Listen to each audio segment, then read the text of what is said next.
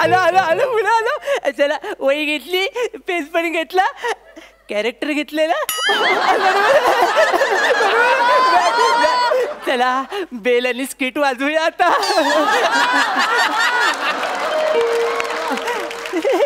कोण आलंय सकाळ सकाळ दरवाजात? कोण है जो दरवाजे में? हे नाही जमलं. Excuse me. इथे या नावाचं कोण नाही राहत. तसं नाही मी चीज चौका. मग हा तुझा प्रॉब्लेम आहे. सर प्रॉब्लेम नाही, हे माझं नाव आहे सर. चीज चौका म्हणजे चिन्मय सौमित्र काशीकर. अच्छा अच्छा. सर पण तुमचा हजरजबाबीपणा मला प्रचंड आवडला सर. हाच हजरजबाबीपणा जर तुम्ही मागच्या स्किट मध्ये दाखवला असत ना तर तिजोरी उघडी पडली नसती आपली सर.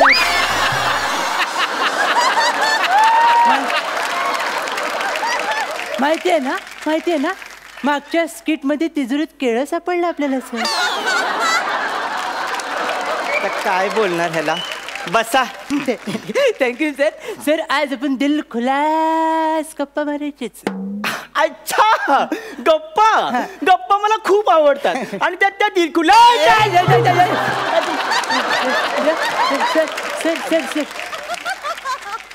मला सांगायचं होतं की गप्पा दिलखुलास असल्या ना की मी एकदम रमूनच जातो. पण त्या दिलखुलास गप्पा का मारायचे? सर उठा. नाही तुम्ही बसा. उठा जागे व्हा. या पेपर मधून मी आलोय सर. आणि लेखक कशासाठी तुम्हीच ना? हो हो बरोबर. कशाला लिहितोस तू? काय? या सदराखाली तुमची मुलाखत घ्यायला आलोय सर. अच्छा तुम्ही सदराखाली मुलाखत घ्यायला आलाय. मग तुम्ही खाली सदरा का नाही घातला? विनोद. मला माहिती होतं सर तुम्ही असे घातक आणि विषारी विनोद करणार. याची पूर्ण खात्री होतीच मला सर. त्यामुळे काय करूया, त्यामुळेच ही बॅग घेऊन आलोय सर. बरोबर परफॉर्मन्स झाला रे झाला की आपण डायरेक्ट रत्नागिरीलाच जाऊ सर. सर आता आपण काय करूया सर, तुम्हाला फालतूगिरीला जास्त वेळ न देता आपण डायरेक्ट मुलाखतीला सुरुवात करूया सर. Okay sir. तर माझा पहिला प्रश्न तुम्हाला अतिशय साधा आणि सोपा आहे. तर ॲज अ फॅन मला तुम्हाला प्रश्न विचारायचा वाटतो की तुम्ही लिखाणाला कधी सुरुवात केली सर? लिखाणाला बघ मी सुरुवात करतो मला सुचल्यावर. खरं आहे सर. कोणीही सुचल्यावरच लिहितं. सुजल्यावर लिहायची कुणाची हिंमतच नसते सर.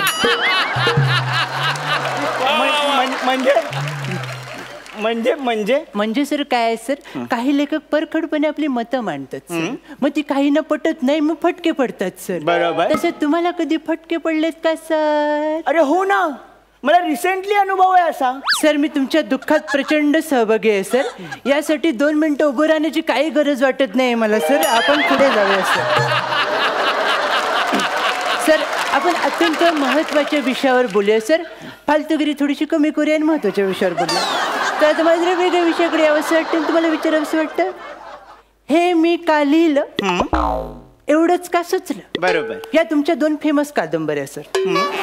आणि त्या एवढ्या फेमस आहेत सर की कोणताही आंदोलन आणि निषेध मोर्चा असू दे याच कादंबऱ्या जाळल्या जातात. तर याच्यावरनं सर मला तुम्हाला एक प्रश्न विचारायचा होता. तर याच्यावरनं तुम्हाला एक मला महत्वाचा प्रश्न विचारायचा वाटतो. ॲज अ फॅन मला तुम्हाला प्रश्न विचारायचा वाटतो की तुम्ही कादंबरीला सुरुवात कशी करता? मी बघ कादंबरीला सुरुवात पहिल्या पानापासून करतो.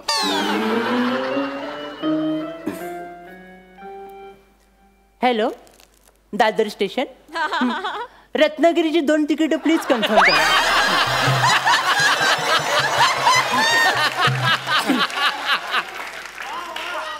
सर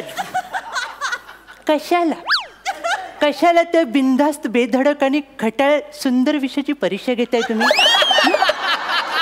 कळतंय का तुम्हाला? मला तुम्हाला काय विचारायचंय, ॲज अ फॅन तुम्हाला असं विचारायचंय की कादंबरी लिहिण्यामागची तुमची थॉट प्रोसेस काय? तर त्याचं काय, मी एखाद्या विषयावर खूप विचार करतो. वा सर. मग त्या विषयाचा खोलवर विचार कर. क्या बात आहे सर, गरज आहे. आणि मग खोलवर विचार केल्यानंतर मला कळतं ह्याच्यात काय मला सुचत नाहीये. मग मी दुसऱ्या विषयावर कादंबरी लिहून मोकळा होतो. म्हणजे थोडक्यात काय सर, तुम्हाला तुमची लायकी माहिती आहे काय करताय.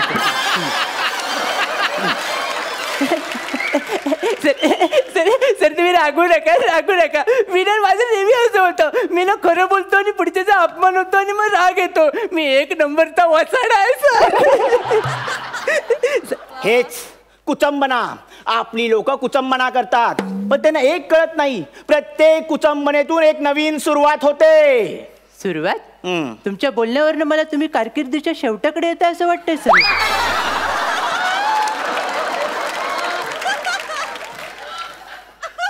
गेल्या ना काय?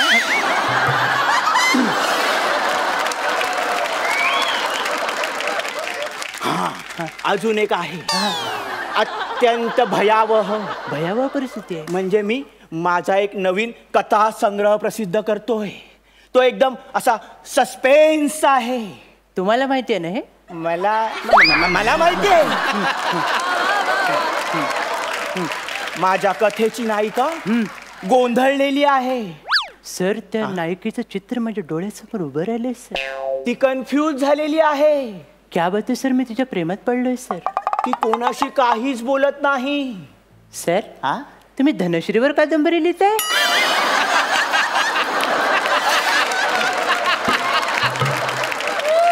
बरोबर ओळखलंय ह्याने.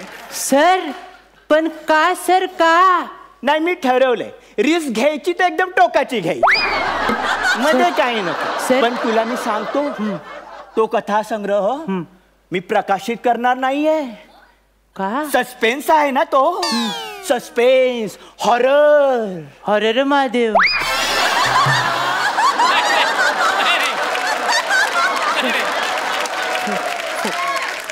सर आपण जरा थोडंसं फालतूगिरीला आळा घालूया सर. फालतूगिरीला थोडंसं आळा घालूया. आणि मी तुम्हाला लगेच महत्त्वाचा प्रश्न विचारू इच्छितो सर. खूप नाजूक प्रश्न आहे, थोडंसं सांभाळून घ्या. आता काय झालंय, आपल्यामध्ये मित्रत्वाचे संबंध प्रस्थापित झाले. हो बरोबर. एक प्रकारे आपलं बॉन्डिंग झालंय सर. बरोबर. एक नाजूक धागा आपल्यामध्ये निर्माण झालाय. बरोबर. तर अशा वेळी मी एक नाजूक प्रश्न तुम्हाला विचारू असं. मला तुम्हाला असं विचारायचं, लेखक पण तुम्हाला खर्च परवडत नाही म्हणून ते लग्न नाही केलं सर. बरोबर. पण तरी तुम्ही लिव्ह इन मध्ये राहता सर. लिव्ह इन मध्ये राहण्याचा तुमचा उद्देश काय आहे सर? त्याचं काय आहे? हा सर, मी लिव्ह इन मध्ये राहतो, त्याच्या मागे एकच उद्देश आहे. काय सर? त्या निमित्तानं मी चांगलं लिव्ह इन तरी.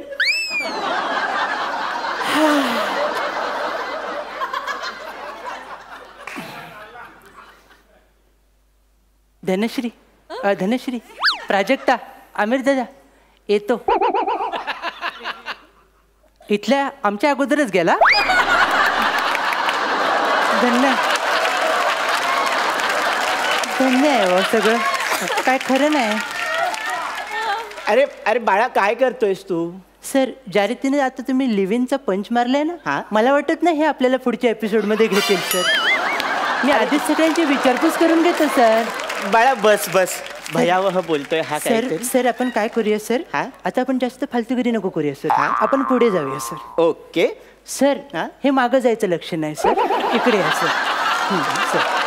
सर या. आता काय करायचं सर आपण माहितीये का, आपण गेली 5 मिनिटं खूप पाप केले सर. ही पाप धुवून काढण्यासाठी तुमच्याकडनं काहीतरी चांगलं घडेल असं मला वाटतंय सर. बरोबर. तर मला एक आतून खबर मिळालेली आहे की तुम्ही समोर बसलेल्या माणसावर लगेच काहीतरी बोलून मोकळ होता. हो, हे बरोबर आहे. त्या संदर्भात मी प्रयत्न करतो. मी प्रसाद सरांबद्दल बोलतो.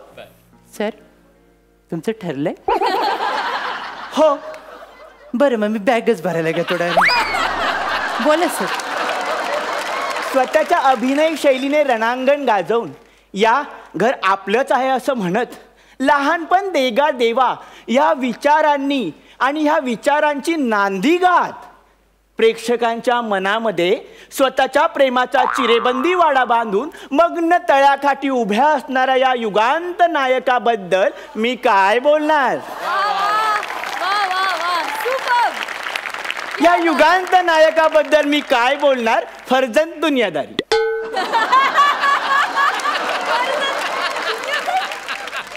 सर अर्ध्या वाटेपर्यंत लय बरे आला होता तुम्ही. हे शेवटचं फर्जंद मला काय कळलं नाही. अरे ते मीटर मध्ये बसलंच नाही. मग दुनियादारी मार्क ते आपण देतात ना. अरे हो खरंय सर. बाळा हे असं कसं झालं. सर हा? तुमची गाठ बसली. सर या सर या सर. हा सर आता आपण पुढे जाऊया सर. हा. आता आपण थांबूया सर. तुम्हाला काही पुढच्या कविता वगैरे सादर करायच्यात का सर. हो हो मला ना आता अजून सुस्तय. हा सर सर सर थांबा सर. आता तुम्ही काही बोलू नका सर. का? कारण याच्यानंतर तुम्ही चमच्यावर जरी माती खाल्लीत ना तर आपल्याला महागात पडेल सर. काय माहितीये हे आता जे तुम्ही एवढं मोठं वाक्य बोललात ना ते पाठ करायला 3 दिवस घेतलेत सर. आपल्याकडे आता वेळ नाही सर. आपण आता आवडतो घेऊया फालतूगिरी थांबूया सर. मला तुझ्याबद्दल सुस्तय. सर नकोच एवढं धाडस नकोच करूया आपण. अचानक येतो कोणीतरी दारात त्याला मी घेतो घरात. नको. अचानक येतो कोणीतरी दारात त्याला मी घेतो घरात. तो काढतो माझीच वरात. आईला ही तर वनिता खरात. सर तिच्याबद्दल काय बोलू नका सर. का ती डायरेक्ट पोल वाकवते. मग आपण ह्या दिशेला बोलूया. हा. अंधार पडलाय काळोख पडलाय पावलं टाक झरझर. अंधार पडलाय काळोख पडलाय पावलं टाक झरझर. पंच वाजला नाही तर घाबरू नको. वाजवायला आहे ना आमिर हाडकर. अरे सर सर काय करताय ही वायफळ बडबड आहे सर. तुला माझं बोलणं वाटत असेल वायफळ कारण तू खाऊन आला असेल श्रीखंड आणि जायफळ. पोटात दुखत असेल तर इथे येऊन शांत बस. कशाला करतोय वायफळ पळापळ. सर तुमचा कंट्रोल सुटतोय सर. सगळ्यांचा कंट्रोल असतो त्याच्या हातात. खरी मजा आहे वरण भातात. नाही नाही नाही नाही नाही सर मी नाही थांबणार. तुम्ही एकटेच एलिमिनेट व्हा. मी नाही होणार. मी जातो बाबा सर. अरे अरे